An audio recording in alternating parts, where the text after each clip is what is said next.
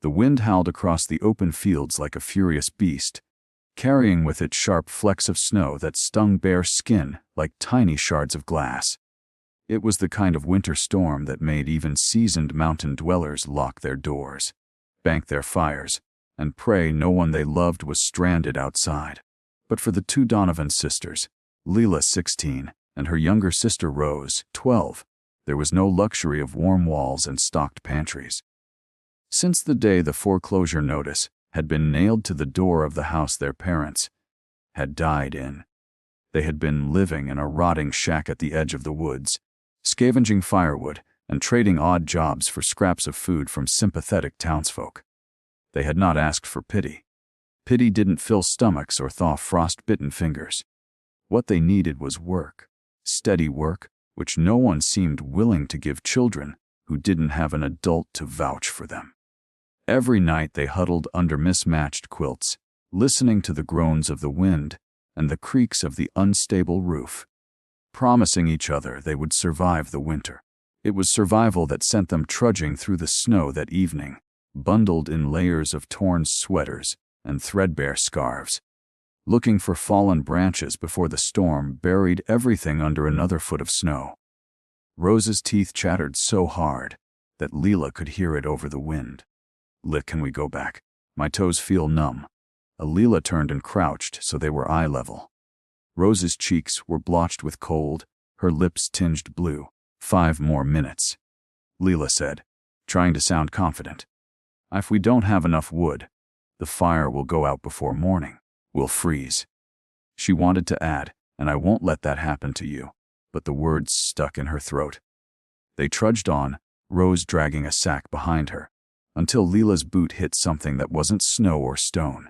She stumbled, looked down, and froze. There was a man half buried in the snowdrift, lying on his side, his coat torn, his gloved hands curled stiffly toward his chest. His face was pale, almost bluish, and his lips barely moved as a faint sound escaped them. A groan, ragged and desperate. "Oh my God," Rose whispered, her eyes wide. "Is alive," Leela said quickly, kneeling beside him. Her hands shook as she brushed snow away from his face. He was older, maybe in his late 40s, his features sharp and aristocratic even under the frost. His hair, dark streaked with gray, was matted with ice.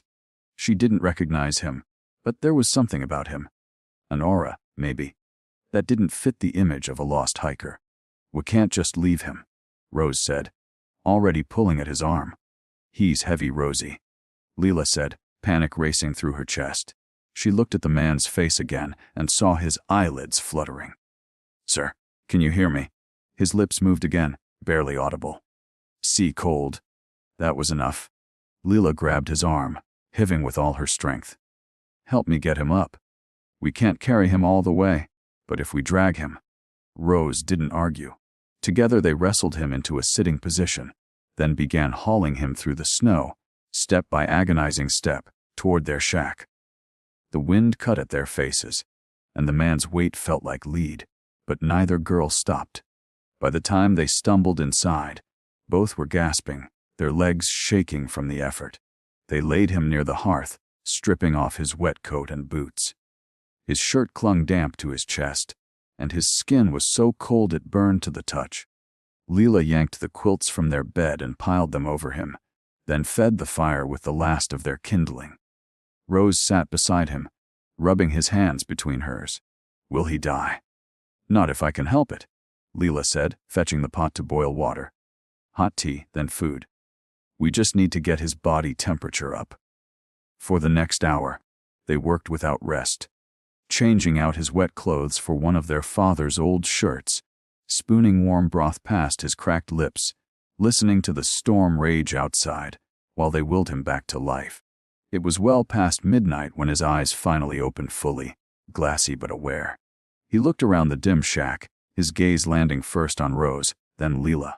"You're safe," Leela said firmly. "We found you in the snow. You could have frozen to death." His brow furrowed, as though the words struggled to settle in his mind. "I was driving car skidded the road." His voice was deep, cultured, the kind you didn't hear much around their part of town.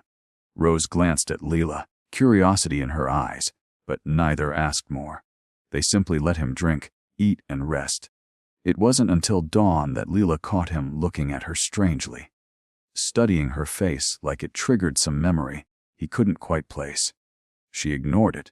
She had learned long ago that staring contests with strangers rarely brought anything good. What neither sister knew, not yet, was that the man they had saved was Richard Alden, CEO of Alden Industries, a name whispered in town with a mix of awe and resentment.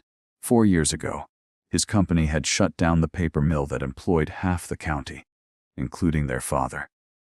The layoffs had set off a chain reaction: no work, overdue bills, the loss of their home.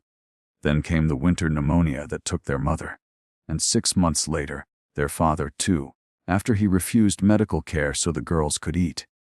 Richard Alden was, in ways they couldn't fathom yet, the reason they had become orphans. And now, fate had delivered him, half dead and helpless, into their home. As the snow outside eased into a pale, cold morning, Leela stirred the fire and glanced at him. She didn't know who he was, only that he was alive, because they had refused to let him die.